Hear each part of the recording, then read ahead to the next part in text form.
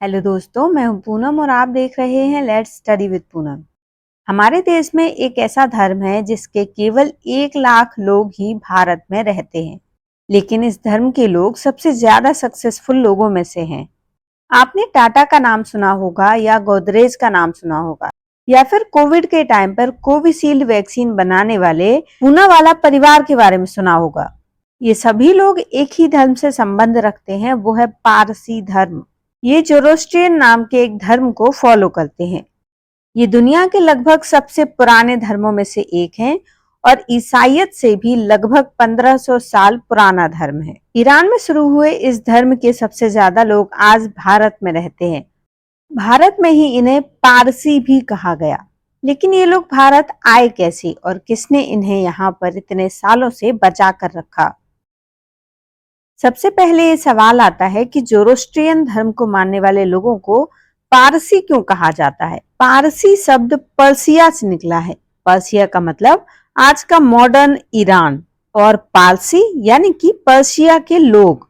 पारसी जिस धर्म को फॉलो करते थे उसे 1500 ईसा पूर्व के आसपास प्रोफेट ज़रथुष्ट्र ने ईरान में शुरू किया था। जब अपने देश में वेद लिखे जा रहे थे तब ईरान में इस धर्म को ज़रथुष्ट्र ने ईरान में शुरू किया था। ये पहला धर्म था जो पूरी तरह से व्यवस्थित था। इसके अपने नियम कानून भी थे। ये धर्म के लोग एक ईश्वर को मानते हैं। इनके ईश्वर का नाम अहूर मजदा है।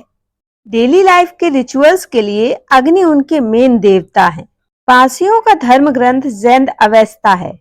ये ऋग्वैदिक संस्कृत की तरह ही प्राचीन भाषा अवेस्ता में लिखा गया है। यही वजह है कि ऋग्वेद और ज़ैंद अवेस्ता में बहुत सारे शब्दों में समानता है। आज इस ग्रंथ का केवल 5वां भाग उपलब्ध है, बाकी सारे गायब हो चुके हैं। हम इस बात पर आते हैं कि भारत का पारसियों से संबंध कब शुरू हुआ। पारसियों के भारत आने की कहानी शुरू होती है 7वीं सदी से।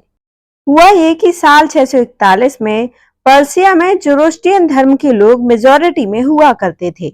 ये वो टाइम था जब अरब में इस्लाम का उदय हो चुका था और वो अपना साम्राज्य फैला रहे थे। इसी सिलसिले में वो पर्शिया भी पहुंचे।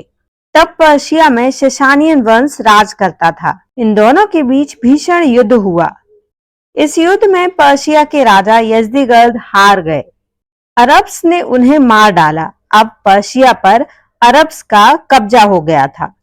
इसलिए धार्मिक उत्पीड़न से बचने के लिए पर्शिया के लोगों ने पर्शिया को छोड़ना शुरू कर दिया। ये माइग्रेशन अगली कई सदियों तक चला और दुनिया के कई देशों में पहुंचा।